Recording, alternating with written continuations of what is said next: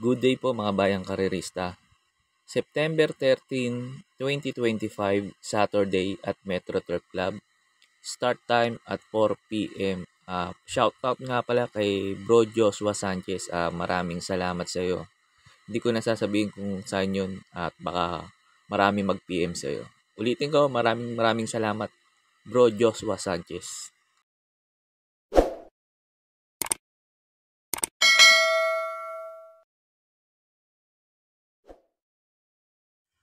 Start na po tayo, race number 1. Pamprimera ko dito yung numero 9, Ichi Ranran. Ito, gusto ko position niya last to enter. Baka makasabay kagad to kala Aliana High Quality. Tingin ko, may panalo rito to itong numero 9, Ichi Ranran. Last run nito nung mga 15 meters, nabanggalan to eh. Kundi nanalo to eh. Hindi niya lang nalagpasan si Anyari nun. Meron na tong kabayo na to. Tingin ko may panalo rito to itong numero 9, Ichi Ranran. Second choice ko po yung numero 5, yung mababa na sa laban, Gold Rush. Binigay kay JL Santiago. Baka maganda itakbo kay JL Santiago nito itong numero 5, Gold Rush. Third choice ko na pandihado yung numero 2, Yabada Badur. Tingin ko ito pwedeng makinabang dito sakaling maghabulan to sila Aliana High Quality saka si Ichi Ranran. Tingin ko may panalo rin to itong numero 2, Yabada Badur. Kaya po sa race number 1, pamprimera ko po yung numero 9, Ichi Ranran. Second choice ko po yung numero 5, Gold Rush. Third choice ko po yung numero 2, Yabada Badur. Sa race number 2 na po tayo. Ito sa mga nagtitipid, pwedeng suluhin to itong numero 8, Mang Nano. Tingnan nyo lang kung bebenta to. Pag ito na Yamado, tingin ko pwedeng singilin to. Nagpadihado lang sa hinete pero tingin ko baka mayamado to. Pag binigyan ng importansya na may-ari to. Wala kasing ganong mabilis kundi si Sky Story. Si Sky Story kasi hindi maganda manalida to eh. Pag naunahan ni Mang Nano to, tingin ko malaki chance makatapos itong numero 8 Mang Nano. Second choice ko na rin yung Pusoy sa Katie, yung numero 5 Sky Story. Ito naman si Sky Story, maganda lang isalida at mauna niya si Mang Nano. Tingin ko malaki chance makatapos din ng karera to, itong numero 5 Sky Story. Kaya po sa race number 2, pang primera ko po yung numero 8, Mang Nano. Second choice ko po yung numero 5, Sky Story. Sa race number 3 na po tayo. Pang primera ko dito yung naiwan sa largahan last run, yung numero 7, Top of the Line. Ito maganda lang isalida at makasabay ka agad. Tingin ko malaki chance ang manalo rito to. Itong numero 7, Top of the Line. Second choice ko po yung numero 3. Itong sigurado mayayamado yung Watch Bell. Mababa na rin sa laban to. Bigyan lang ng importansya na may-ari to. Tingin ko malaki rin chance manalo rito to. Itong numero 3, Watch Bell. Kaya po sa race number 3, pang primera ko po yung numero 7, Top of the Line. Second choice ko po yung numero 3, Watch Bell. Sa race number 4 na po tayo. Pang primera ko po dito yung numero 3, Don Lucas. Si Don Lucas, tingin ko dito, abangan niya lang to si Top of the Mark. Tingin ko kasi bandera rito si Top of the Mark. Pero pag naunahan niya, tingin ko malaki chance na itong makatapos na karera to itong numero 3, Don Lucas. Second choice ko yung pwede makinabang dito yung Dirimating Kabayo. Numero 7, Surplus Boy. Sakaling piliting habulin ni Don Lucas kagad si Top of the Mark. Ito pwedeng rumimate itong numero 7, Surplus Boy. Kaya po sa race number 4, pang primera ko po yung numero 3, Don Lucas. Second choice ko po yung numero 7, Surplus Boy. Sa race number 5 na po tayo. Ito ulit sa mga nagtitipid. Itong numero 7, Polite Bell. Pwedeng solohin to. Yun nga lang, nagprotection lang ako kasi hindi maganda minsan sinasalida nito. Pag ito maganda sinalida, tingin ko patok dito to. Itong numero 7, Polite Bell. Last run nito, hindi lang lumakpas kay make or break. Magpangit ang salida nun. Kaya natalo to. Kaya pag maganda sinalida nito dito sa race number 5 na to, tingin ko lamang dito to numero 7, Polite Bell. Pang protection ko yung numero 3, Heavyweight. Sakaling hindi mo na naman maganda yung salida ni Polite Bell. Ito pang protection ko yung numero 3, Heavyweight. Kaya po sa race number 5, pang-primera ko po yung numero 7, Polite Bell. Second choice ko po yung numero 3, Heavyweight. Sa race number 6 na po tayo. Pang-primera ko dito yung numero 9, Del Campo. Eto, si Del Campo, lagi lang nabibitin remate nito. Lagi nasisegunda. Tapos ngayon, cambio Hinete, binigay na kay Opi Cortez. Tingin ko, malaki na chance na ito manalo rito at makarimate ng maayos. Itong numero 9 Del Monte, lalo na sa position niya nasa labas pa. Second choice ko po yung numero 4, Bright Tree. Ito, cambio Hinete, binigay na kay RM Garcia. Tingin ko mas maganda itatakbo nito kaysa kay JD Flores. Mas mahusay para sa akin to si RM Garcia. Bigyan lang din ng importansya na may-ari ito si Bright Tree. Tingin ko pwedeng umupset dito kay Del Campo to tong numero 4 Bright Tree.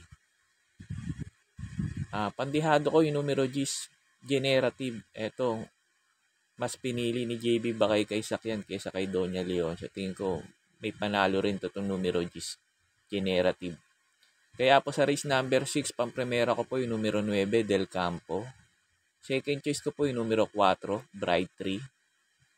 Third choice ko po yung numero G's, Generative. Sa last race na po tayo, bago nga po pala ulit ako magbigay ng info ko dito sa last race, makikiusap po ulit po sana ako sa inyo na sana po mag-subscribe po kayo sa YouTube channel ko.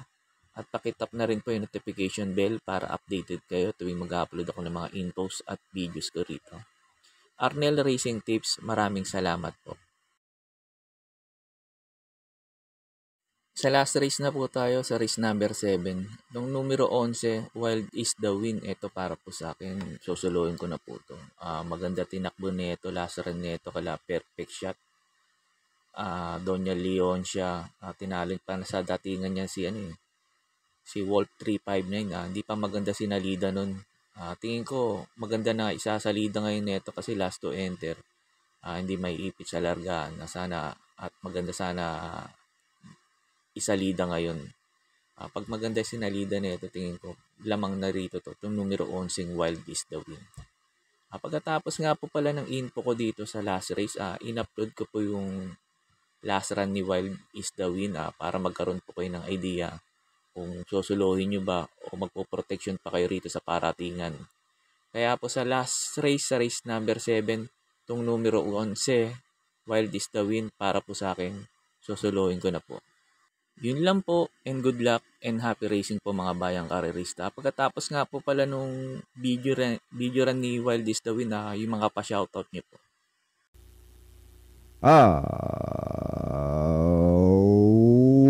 Way to go now, all in front is taken by Basket of Gold. It's Basket of Gold, perfect shot, nobody outside, and followed by Toys of Maxine in the middle. Non-funny inside now is Gemma Bell, but it's still Basket of Gold. Leads by half a length, Toys of Maxine rushing a perfect shot, nobody outside. Alain Kanya pin fourth, coming closer now is Doña Leoncia. And around the outside is Queen Marchesa. And as they race, the last 600 now, Basket of Gold, perfect shot. Now for the outside to take the leader. It's now perfect shot for the outside. Done for the inside. Basket of Gold. Then on a farther outside. Now is Doña Leoncia. And towards the last 300 now. Perfect shot. Liz Balang now followed now by Doña Leoncia. And Basket of Gold, and down the stretch they go. Perfect shot. Here comes Doña Leoncia from the outside. Basket of Gold. That is still perfect shot. Doña Leoncia. And finally, perfect shot. Doña Leoncia. Basket of Gold. While is the win. Wolf 359. Race number 5 is over, and crossing the wire first, the favorite perfect shot under John Allison T. Pabilik. Crossing the wire first, our Doña Leoncia. Then comes number 9, Basket of Gold. May pa-shoutout po si Sir Edgar Paredes. Pinapa-shoutout niya si Gary Di Maranan ng Tayuman Tondo. Shoutout po sa inyo, Sir Gary Dimaranan ng Tayuman Tondo, Manila. At shoutout din sa inyo, Sir Edgar Paredes. At maraming salamat po. Ipa-shoutout po si Sir Jess Riano. Pinapa-shoutout niya si Dave Sputnik at Rodel Tabernilla ng Riaville Subdivision. At El Rancho OTB ng Binyan, Laguna. Shoutout po sa inyo. Sir Jess Riano, shoutout din sa iyo at maraming salamat po.